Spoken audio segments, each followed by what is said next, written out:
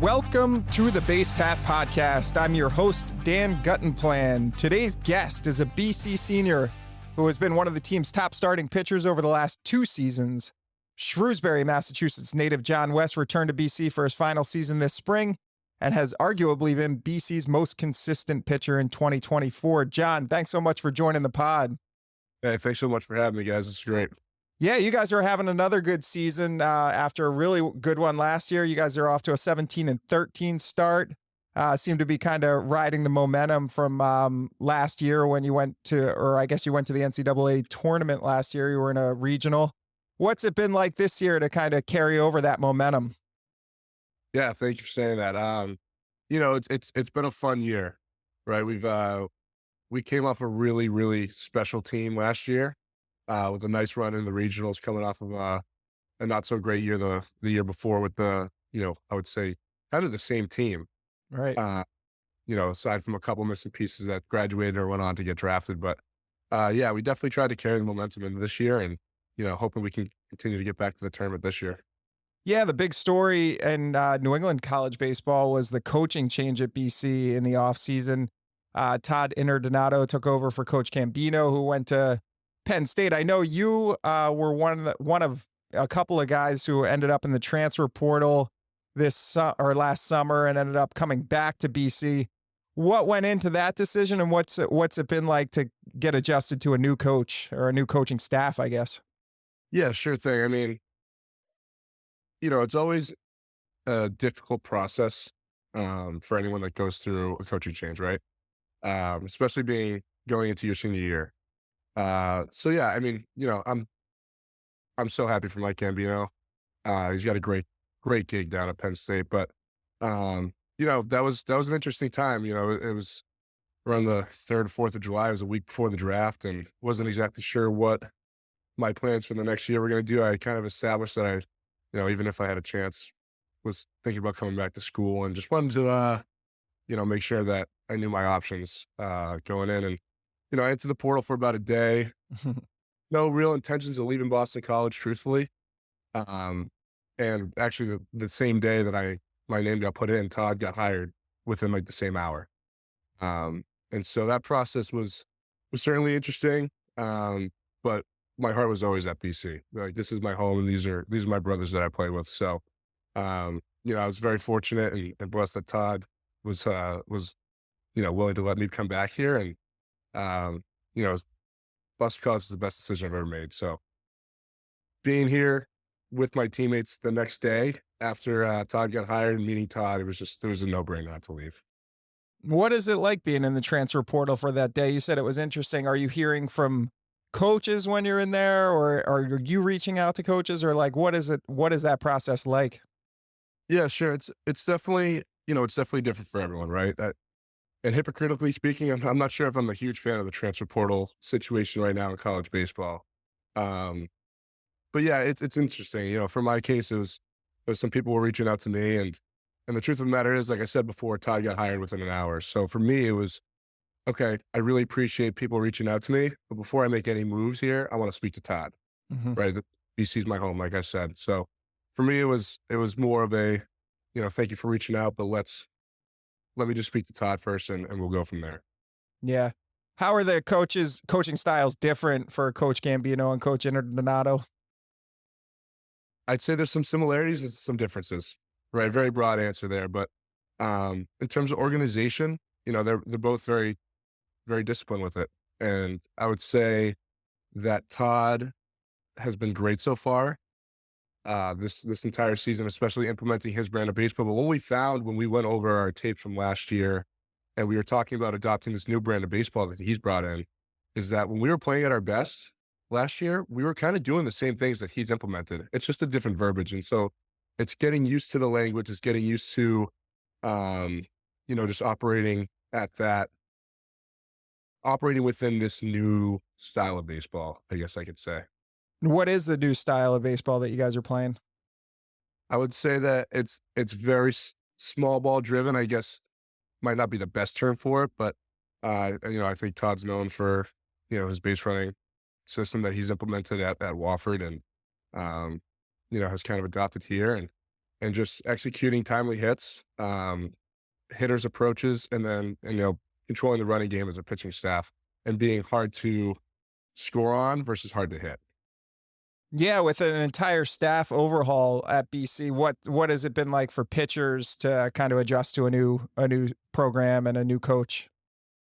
So I'll say this: this is my third pitching coach here at BC, which is uh, definitely different from most college experiences. I would argue, but it's been great having Henry Leak, who was our former Friday, Saturday, whatever you want to call it, guy for the last 2 years, come back as an assistant pitching coach has helped, kind of maintain some of the values that we've established as our principals and the staff last year and the year before.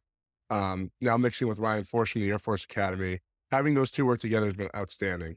And on top of it, having Greg Sullivan back here, after being here with Mike Gambino for the last, what it was, been 12, 14 years, has been awesome in keeping the culture, um, steady at the heart of this program. Do you guys stay in touch with Coach Gambino now that he's at Penn State, or like in season, is it kind of hands off? Yeah, I mean, I can't speak for everyone. I always wish him well, and I think in season it's a little different, but as as this year goes on, I'm sure everyone will take their own approaches to that. Yeah. I want to talk to you about the ALS awareness game, which is coming up. That's Thursday, April 25th. It's at Fenway Park. You guys are playing Virginia Tech. This is a kind of a special year. It's a 10-year anniversary of the Ice Bucket Challenge, and all tickets to the game benefit the Pete Frates Foundation. What has your experience been like with ALS and the Ice Bucket Challenge and the Frates family? Yeah, I really appreciate this question. This game is always special every single year, right?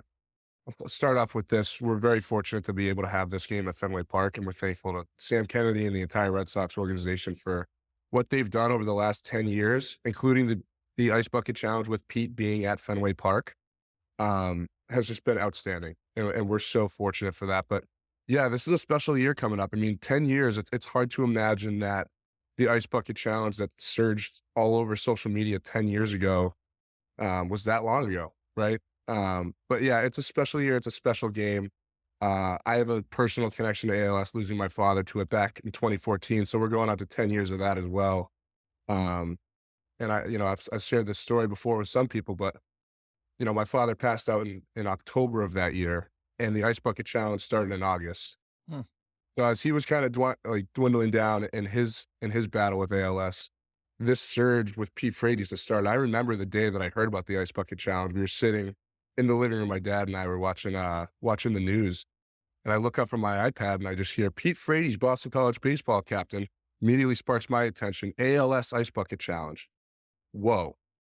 Um, just a surreal, like it's a memory that's stuck in my head this whole time for the rest of my life. I'll remember that. Um, because what the Ice Bucket Challenge did was bring attention, awareness, and funds to a disease that nobody knew about. Right? If you had said ALS, right, over 10 years ago now for the Ice Bucket Challenge, people maybe nod their head and say, "Oh yeah, yeah." Or you say Lou Gehrig's disease, and maybe they know what it is, but they don't understand what ALS entails with that. Um, and so what the ALS Ice Bucket Challenge did 10 years ago and what it's done now, in this past 10-year span, we've gotten more funds and we've gotten more awareness raised from the Ice Bucket Challenge and just everyone talking about it than we did in the 80 years prior since Lou Gehrig was diagnosed and he gave his luckiest man alive speech at Yankee Stadium. So we're really looking forward to this game. It's special every year. Yeah, that's incredible. And now, did you share a love of baseball with your dad growing up, or what was your experience of baseball or enjoying baseball and consuming it with him? It was definitely a passion that we shared together. I have an older brother as well that's 4.5, 5 years older than me, who really paved the way for me with, his interests and things growing up. My dad had played growing up, maybe in high school and little league and stuff like that. But yeah, my mom and my dad love baseball. We're a baseball family. And when my brother, decided to play baseball growing up, I wanted to be just like him. And so, the three or four of us, we really shared that love, and we watched the Red Sox. I remember opening day every year for the Red Sox. My mom and dad would pull me out of school. We'd go home and watch the game together. So they're usually a daytime game in April. Um, So yeah, we definitely shared a love of baseball. They taught me how to play the game, and it's, some of my best memories growing up. Hmm. Did your brother go on to play baseball in college? So my brother was a really good athlete in high school. He was a great baseball player and a really good basketball player back at Shrewsbury High. But the thing about my brother is he probably could have played in college, but he sacrificed, his athletic career to help take care of my dad when he was in high school. So he never went on to play in college. He actually might have tore his rotator cuff or something his senior year. Never really found out, but grinded through it for his last year of high school, and he's been a great support to me ever since then. Yeah. What was your recruiting process? Did you always want to go to BC, or what was it like, getting recruited out of high school from Shrewsbury High? Yeah, it was, I would say it's different from other people's processes, especially now in this last 10-year span where travel ball is really taking over.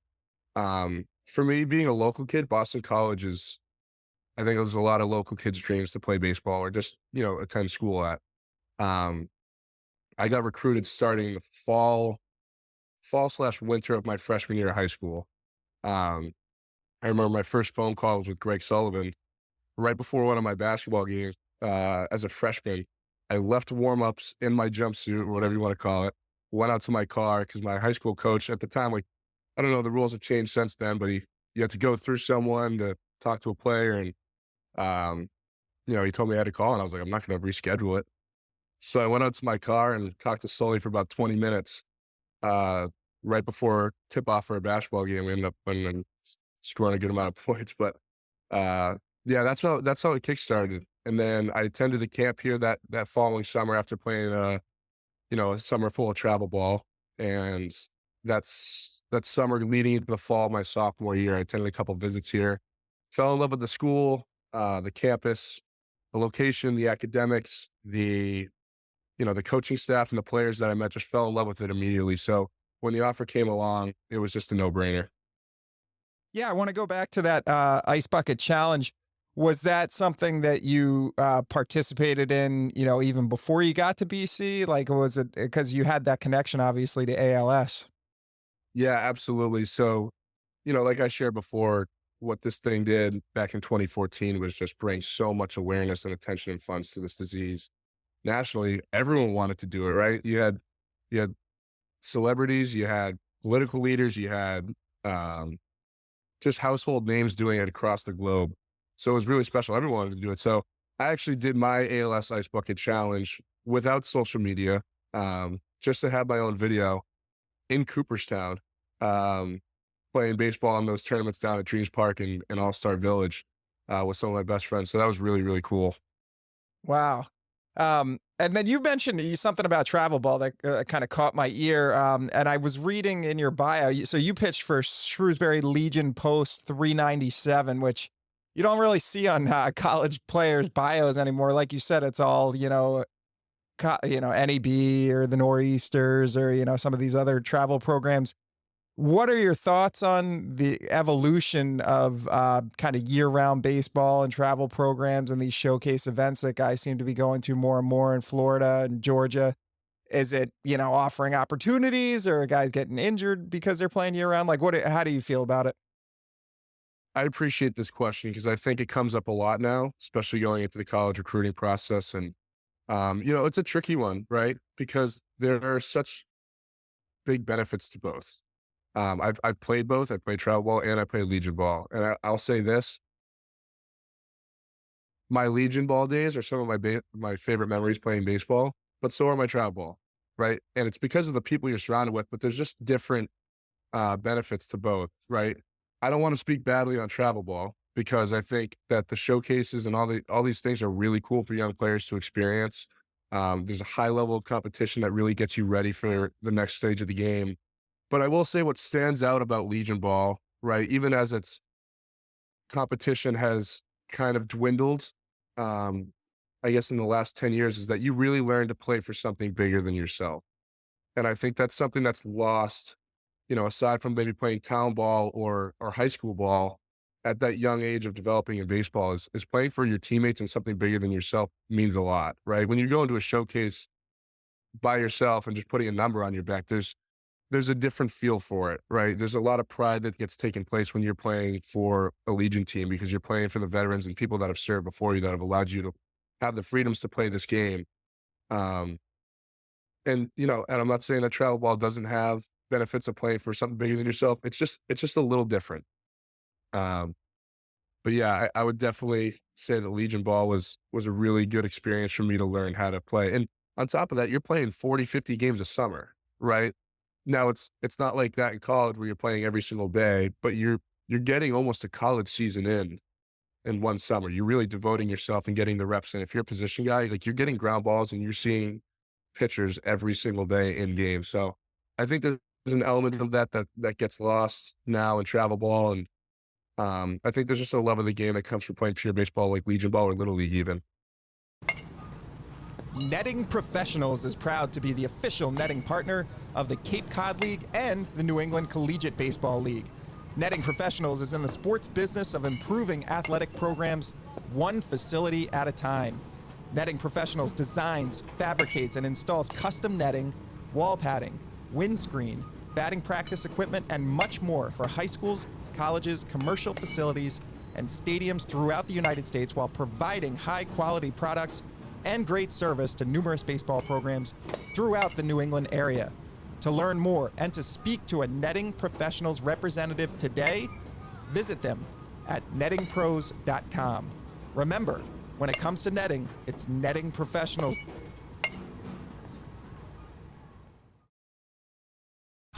Are you serious about playing your sport in college? Do you need a flexible education that allows you to maintain your practice and competition schedules while also preparing you to succeed at the next level? You should check out the University of Nebraska High School.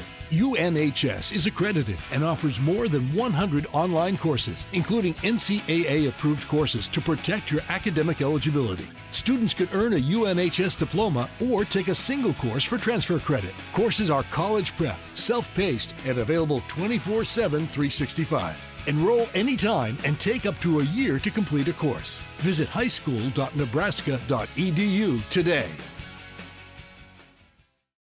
Attention coaches, need baseball bat bags that last? Meet No Errors, crafting premium quality bags since 2004, the top choice for durability. Choose from stock bags for quick delivery or our semi-custom program for personalized logos in just 10 to 12 days. For a unique team look, try our full custom program. Let No Errors design your next team bags. Visit noerrors.com. That's no-errors.com for details. No Errors, where durability meets style. Looking to keep up with all the latest news and information on New England baseball?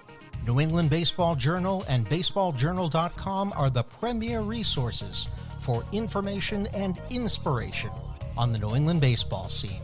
Have every issue of New England Baseball Journal, the magazine, delivered to your home or office. And don't forget to stay in the game every day with a digital subscription to BaseballJournal.com to receive baseball coverage on clubs, college commits, prep and high school, Division 1, 2, and 3 colleges, showcases, rankings, and much more.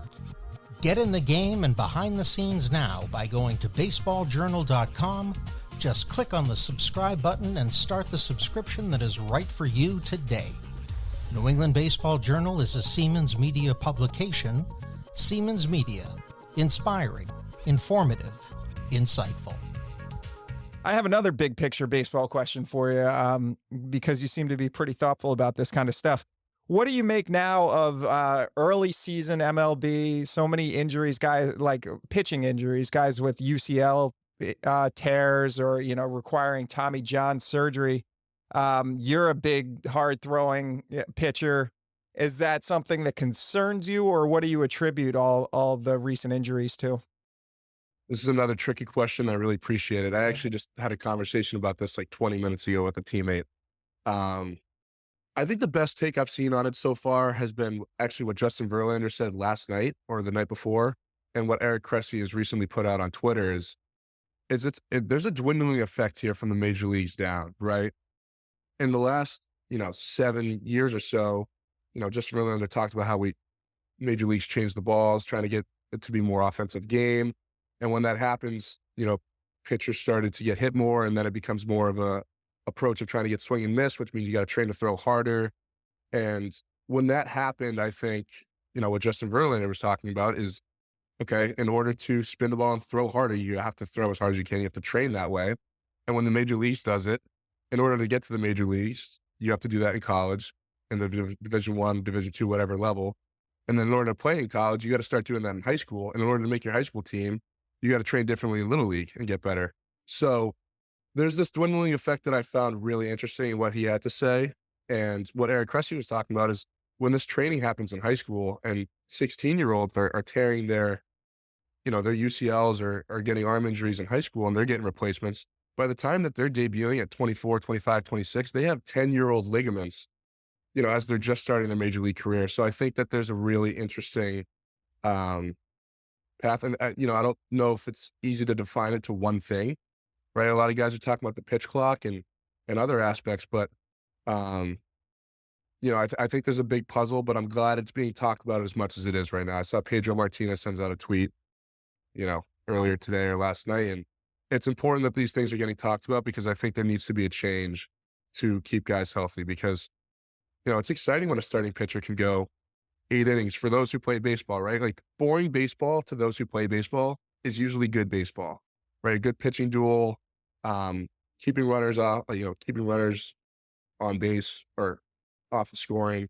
That's good baseball. So I think and I hope that there's a shift back to that style of baseball because, it's a lot healthier for the young guys coming up into the professional and the college level for sure. Yeah, I agree with you. I consider you a Major League Baseball draft prospect. You've had a really good career with the year that you're having this year. Obviously, I think you will have an opportunity to play professionally. It's kind of a tricky dynamic too, going pro out of college, because it seems like the junior year is kind of when you have that leverage where the team has to make an offer that will trump another year of a college education. You're now coming in on your senior year. What are you thinking as you're heading in towards the summer? Will you? I see a lot of guys now going down to the Cape and playing for a month after the season before the draft. Like, what's your plan heading into the draft this year? Yeah, so it's definitely a little different this year, right? Like you said, a lot of times when you're a draft prospect coming out of your junior year is usually the year, sometimes sophomore. For me, I don't have another year eligibility after this, so I don't have the summer ball option like the Cape or Bravehearts or not Bravehearts, the Futures League or the NECBL. So those options are kind of off the table in that sense. So in terms of plans going into the draft, hopefully, fingers crossed, things work out this summer. But we're just going to see how the season goes and kind of just finish up the year and reevaluate at the end in terms of what playing looks like.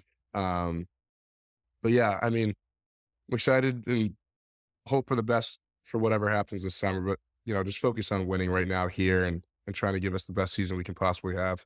Yeah. You were a great high school basketball player, too, a 3-year captain at Shrewsbury High. Was that in consideration at all? Did you ever consider playing basketball in college? Definitely for a little bit, yeah. I did commit here for baseball October of my sophomore year. And, as some basketball people would understand that, like, the recruiting process for basketball usually takes place a little bit later in terms of, like, the commitments and things of that sort.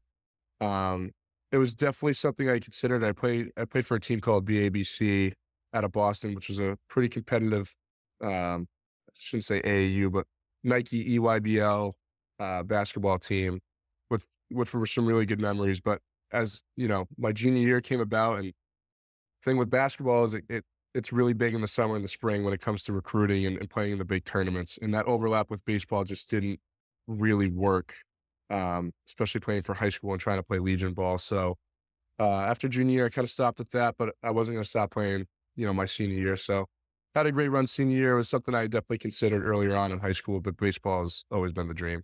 Yeah. You said something that made me think. You committed in October of your sophomore year. Now there's a rule, an NCAA rule, that you can't, as a high schooler, commit until, or I guess a college coach cannot offer a player until his junior year. what do you think of that rule change? Is that good, do you think? Or like, what was it like for you to be committed so early? Another really good question, and I appreciate it. I would say this: it's hard for me to speak on the new rule change just because I've been, 4 years isn't that long, but it's kind of as far out removed because my sophomore year was what, 2017. Yeah. So we're kind of 7 years out from when I kind of went through that recruiting process. But just from what I hear and what I can imagine from the outside is that I think it could be a good thing for both parties, right? If you're a college coach and you're looking to recruit, and the rules say that you have to wait until junior year, I think you have more of an idea of what you're getting as that kid's matured as a junior or senior. I'm not sure what college coaches would say, but just in my head, that makes sense. And as a player, I think it gives you a little bit more time to use those earlier years to develop into the best player you can be. Um, I think it's probably a good thing that we don't have college coaches going after eighth graders anymore, because I just think that's a little young. I think at that point in your playing career, obviously you're trying to make your high school team, you're playing competitively, but there's should be more of an emphasis on playing for the love of the game and just playing it the right way and learning how to, develop and get your reps in. Um, so I think it sounds like a good thing. I'm not sure how much it changes on the recruiting side just because I'm not recruiting as a coach, but I think it's definitely an interesting concept, and I'm interested to see how it plays out, especially after, the transfer portal rules changed and COVID has affected the last, 4 years and maybe going on to 2 more years of college baseball with grad years and transfers and COVID years. So it's interesting. I'm not sure if I have a full take on it, but yeah, that's just what it looks like to me. Yeah. Yeah, you mentioned the transfer portal a couple times earlier. You said you're not sure it's a good thing for college baseball. Why is that? What do you see as the problems with the transfer portal? Well, I think having the transfer portal, kind of come about with those rules of, getting a free pass almost, blended with the NIL rules changing around the same time, I think made for college baseball it's just different now, right? And I'm not sure if it's, I shouldn't say it's always a bad thing, right? Because there's kids and bads to everything, or pros and cons to everything. Um, I just think that there's now times where it's like, I'm sure high school kids now are like asking for a ton of NIL money just to go to college. And, that's not a bad thing. I do believe that, like, you put a lot of work in when you're playing college baseball that, you know, sure, like if you're making school money, whatever it is, like, that's great. Like, maybe you should get paid. I don't know. I don't know if I'm the right guy to answer that, but um, I think it's changed the way college baseball is operated in, and I think there's a level of loyalty when you sign on to a team and commit yourself to a team from both parties, that you kind of stick it out for your tenure there. Ironically or hypocritically speaking, maybe because I entered the portal this summer for a day or two, but I do strongly believe in that, and I think that it's just changed the game of college baseball. Yeah, it really has. It's made it um the one thing you do hear from coaches is it makes it difficult to develop guys within the program. If a guy sits on the bench for his freshman year, it's hard to get him to stay for a sophomore year. They're always kind of looking for the exits if they don't have the role they want early on. So the I guess it's the loyalty to the program and the 4-year commitment doesn't really take place anymore with the transfer portal. But I guess it does give guys opportunities to extend their careers and maybe make that jump D3 to D1. Lets the coaches know they're kind of in the free agent market. But yeah, you're right. There's pros and cons, and it's hard to say what the right thing to do is. Um, I, Sorry to cut you off. yeah, go It's ahead. a great point that you make there. Is it's hard to deny the positives that it gives the players, right? Yeah. Especially like you said, the jump from D3 to D1. And, sometimes it hurts, a mid-major school to lose some of their best guys, but like the opportunity for some players to go play an ACC or an SEC school, it's hard to deny that opportunity for them. So definitely a really good point that you just made there about the pros of it. Yeah, and then back to the ALS awareness game. Like I said, 10-year anniversary of the Ice Bucket Challenge. Will you guys, as a team, be doing anything for the Ice Bucket Challenge this year? Or, anything promotional that you'll do on social media? What should we expect from the BC baseball team? I think you can expect a lot of support from this team, just in general, right? But Pete Frates has been the center of this program for so long now, right? He's the staple, and just the guy that we try to emulate our lives after. Um, but just in general, with this being the 10th year, I'm sure that, we could do an ice bucket challenge this summer, or whether or not it's at the game coming up. We'll be organizing some things, and I think you'll see some really special stuff coming on our social media pages and promotional stuff from the school and from the program in general. But yeah, we're definitely gonna enjoy this game coming up, and it's gonna be a really special night. Nice. Well, John, will you hang in there for our 3 up, 3 down segment? It's just general interest questions about baseball, stuff that helped you fall in love with the sport. Yeah, no doubt. All right, nice. I'm going to introduce you to our producer, David Yaz. All right, gentlemen. Yes, it is time for 3 up, 3 down. 3 up, 3 down. All right, 3 up, 3 down is where we lob 3 questions to our unprepared panelists here, both Dan and John. And John, you are the guest, so you get to go first. Question number 1. When you first started following baseball, who was your favorite pitcher? Ooh, great question. I would say Clay Buchholz, because my first Red Sox game with Clay Buchholz no-hitter back in 2007. No way. Wow. Yeah, Talk about really. luck. Good timing. Yeah. And that was, I want to say that was really early in the season, wasn't it? Because Yeah, it was his first start. that's right. So, similar to the dude who just threw his first no-hitter. For the Astros, Much different story, though. Yes. Yeah. Okay. Dan, you answer the question, please. So it's probably a guy you haven't even heard of. It's Philadelphia Phillies pitcher Bruce Ruffin. I grew up in the Philadelphia area, and he was the opening day starter in like 1986, which is when I first started following baseball. But the Phillies had a sad history when I was a kid. They were like last place most of the years between my ages of like 6 and 15. So there's a lot of pitchers you probably haven't heard of that started for the Phillies on opening day. Mm-hmm. Bruce Ruffin, excellent. Well, I hope he's listening to the show, because he hasn't gotten a shout out in a long time, I would say. No. Question number 2, and Dan, you can go first. What's the of all the years you personally playing baseball, Dan, as a young man and whatnot, what's the best defensive play that you ever made that you can remember? I'd be like when I was in Little League, turning a double play is really rare when the bases are, 60 feet apart and they're, or they're 45 feet. I don't know what the distance is, but it's like the shorter yeah. field. Yeah. And I would occasionally be able to turn a double play. Like if I would fielded a ground ball right around second base, step on the bag, throw to first.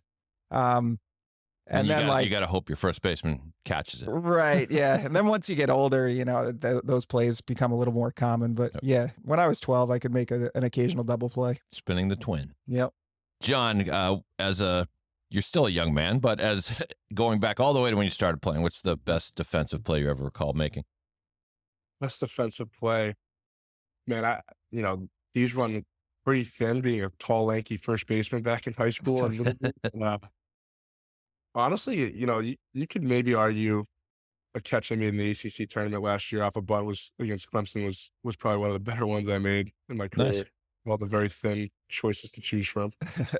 Nice. I'm tall and lanky myself, John. Was never even close to the player that you are, but I think the best play I ever made was in a family softball game in 1987. It was this hot line drive, and I had to go to my backhand dive and make the play. And I'm the only one that remembers that. So as far as everyone else is concerned, it never actually happened. Final question for 3 up, 3 down. John, you can go first. All your years playing baseball, have you ever had a lucky bat? I know that piece of equipment is not as important to you as maybe it used to be, but have you ever had a lucky bat or a bat that you cherished? Yeah, for sure. Actually, my sophomore year of high school, I had this. I don't know if it was a TPX. Those might have been kind of like out of the picture by then, but it was a Louisville Slugger Omaha, I think. It was red and it had like a little bit of lime green in it. And I used it my sophomore year, which was probably my best year of high school, hit like 400 with it. And then halfway through my junior year, the knob fell off at Algonquin Regional High School. And the bat went flying. on a double. So I got a hit with it in my last at bat, but that thing was the best. I wish I could have that for the rest of my life. Well, it sounds like it served you really well right to the end. Dan, how about you? Yeah, my favorite one, whenever I would advance to a new level and my dad would get me a new bat. So when I went from majors, which was like 10 to 12, to seniors, which was 13 to 15, all of a sudden you get a bigger barrel for your bat because the field's bigger and just different regulations for that level. But I really liked that bat because all of a sudden it had like a big barrel. I was small for my age, so I got like a light, kind of a lighter one. But all of a sudden it was crushing balls because it had the big barrel. So that was my favorite gift that my dad gave me when I advanced to a new level. So neither one of you created your own bat out of a tree destroyed by lightning? I almost considered naming a wiffle ball bat that had like, you tape it up and you have the like your special one. But yeah, I went with the real baseball bat. No wonder, boy. Yeah. I had a cousin. We used to play wiffle ball all the time. He had a wiffle ball bat he had taped up to the point where it wasn't recognizable anymore. He called it the Dominatrix. Worked for him. Anyway, John, terrific job on 3 Up, 3 Down. Dan, back to you to close things out. All right. Thanks to John West for joining us on the BasePath podcast. Rate, review, subscribe to the podcast on your preferred platform. Thanks to our producer, David Yaz. The BasePath podcast is a Siemens Media production.